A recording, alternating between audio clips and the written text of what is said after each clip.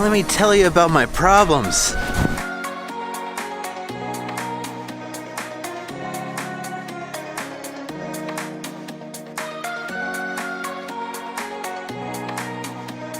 So here's my dilemma.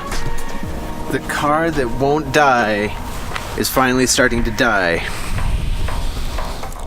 I always planned on just driving this thing until it was just pulverized, just decimated into powder. And now that I'm faced with that reality, it's really not quite as serendipitous as I would have imagined. Now, this little car has done over 250,000 miles. It's over 10 times around the world. And it's almost entirely just here within LA. So about 60,000 miles ago, the transmission gave up. More recently, just about everything else has been starting to give up. Everything, all at once.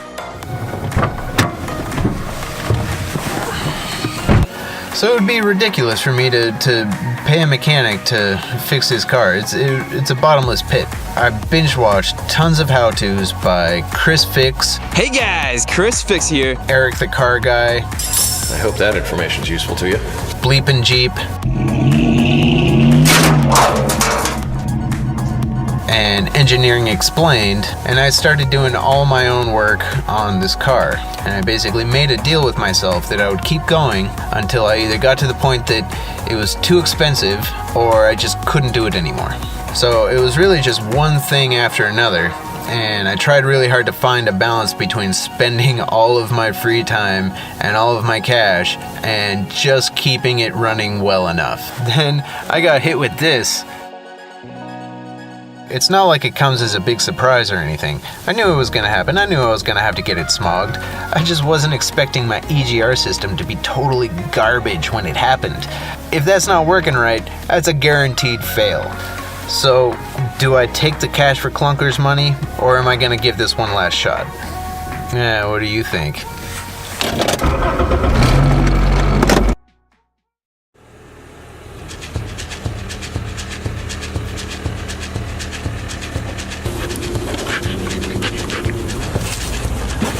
So if you don't know what an EGR system does, it stands for exhaust gas recirculation. And it basically cuts down on emissions by piping in some exhaust gas back up into the engine, into the air-fuel mix. And I don't really get all the details of it. All I know is that when it doesn't work right, it sounds like this.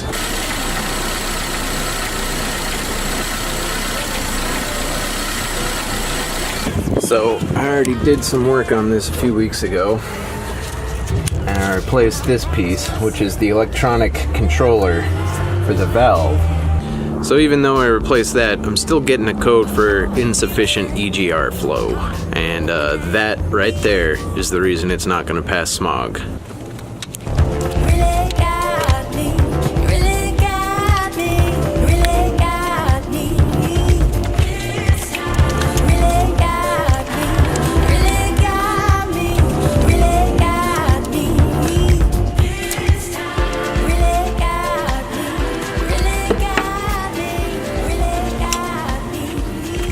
Pretty filthy in here, so I'm gonna try and clean this out as best I can.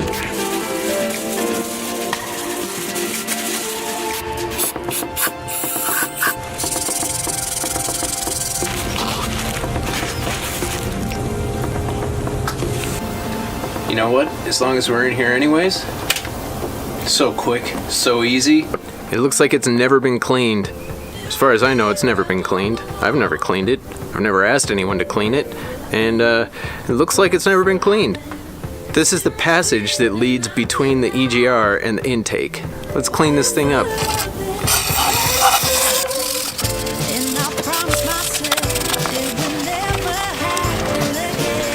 Sharp little pokey thing. Ugh. Gnarly. Yeah, I think you get the idea.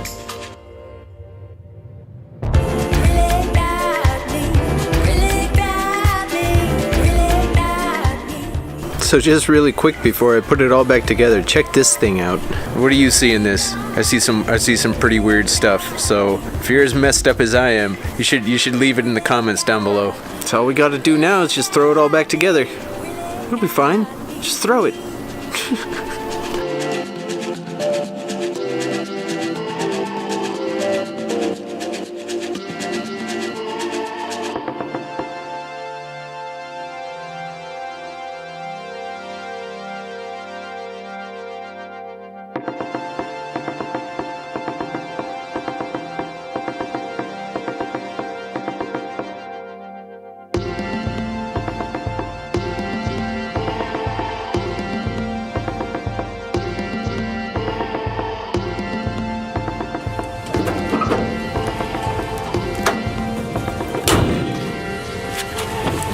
Alright, that's it. So keep in mind, this isn't a tutorial or a how-to or anything like that. You don't wanna learn car stuff from me. I really don't know what I'm doing. So if you do wanna know about cars, check out those channels that I mentioned earlier. I'll link them down below. Really worthwhile stuff. If you ever wanna do your own work on your own car, watch their stuff. So now, all I got left is to reset the codes and see if it helped at all.